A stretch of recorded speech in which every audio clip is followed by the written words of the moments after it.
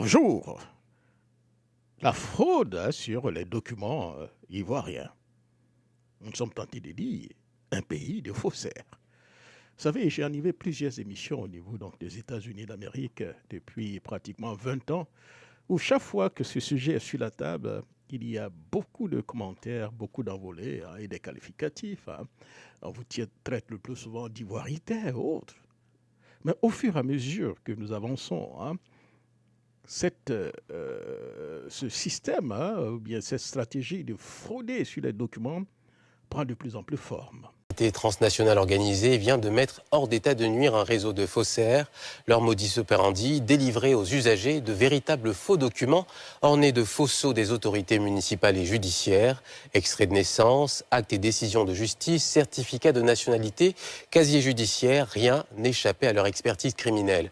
Ces individus ont été arrêtés par le détachement opérationnel de la police nationale, une unité spécialisée dans la traque des acteurs du crime organisé hors de nos frontières. Reportage de Thierry Médandier et Éric Kimou. Yopougon, commune du nord-ouest d'Abidjan, quartier à Sanvon. Y sont cueillis ces mises en cause dans les faits de fraude documentaire, faux et usage de faux, de documents d'identité et autres actes administratifs dans les certificats de mariage et d'hérédité, des faits d'armes, désormais aux mains de l'unité de lutte contre la criminalité transnationale et vite transférés à la base du détachement spécialisé de la police nationale.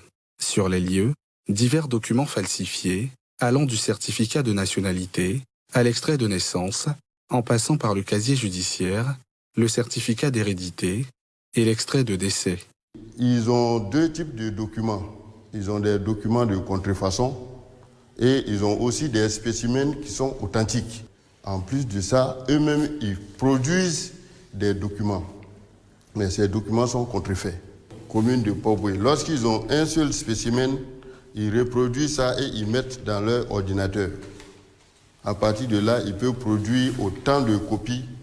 En bonne place, tout un arsenal intégrant la logistique de production et les sceaux de procureurs et de greffiers de l'ensemble des juridictions, dont les sections de l'intérieur du pays et les tribunaux de première instance d'Abidjan. Ils reproduisent les cachets des magistrats et des greffiers de ces localités-là.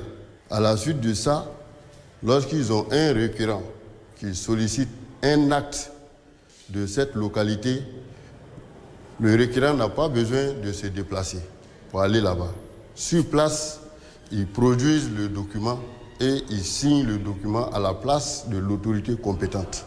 Les présumés auteurs sont tombés dans le filet de ces hommes du commissaire divisionnaire major Binaté suite à l'achat de vrais faux documents débusqués par l'expertise au rayon ultraviolet. Cet ensemble d'éléments que nous voyons là, ce sont les éléments de sécurité du document. Par contre, ici, il n'y a rien qui apparaît. On voit le papier tel qu'il se présente. Ça voudrait dire que c'est un document contrefait. Le réseau démantelé a ses tentacules dans des pays voisins.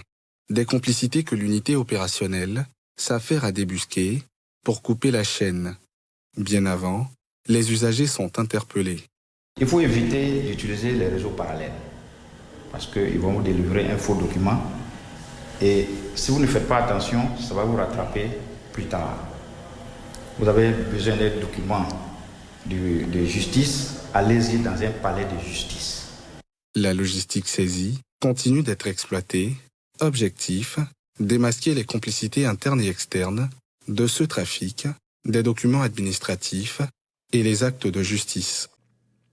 Comment pouvons-nous donc faire confiance à nos documents administratifs et surtout électoraux? Des cadres aux noms bizarres donc, dans nos administrations sont-ils vraiment des Ivoiriens? Sans vouloir tomber dans la xénophobie, cher ami. La révélation, cher ami, donc de la chaîne NCI 360, qui semble d'habitude flexible et sensible à ce genre de sujet, vient donc de révéler donc un gang de faussaires impénitents. Avec ces révélations donc de la chaîne, je parle d'un audit sur le fichier électoral ivoirien s'avère de plus en plus justifié. Pourvu que nos autorités, où il y a certainement donc des faussaires, prennent ce sujet au sérieux. À cette allure, donc, la stratégie du nettoyage ethnique dont parlent certains prend de plus en plus forme. Merci beaucoup, cher ami. Et rendez-vous pour notre émission donc de Jacques Roger Show une autre fois. Mais la fraude sur la nationalité ivoirienne est réelle. Et dans nos administrations, croyez-moi, aujourd'hui, s'il y a vraiment un audit pour savoir quels sont ceux qui ont droit à travailler dans nos administrations, ou bien quels sont les Ivoiriens qui ont droit à travailler dans nos administrations, vous allez voir que nous allons découvrir énorme, impressionnant donc de fraudeurs sur les documents ivoiriens. Merci beaucoup et au revoir.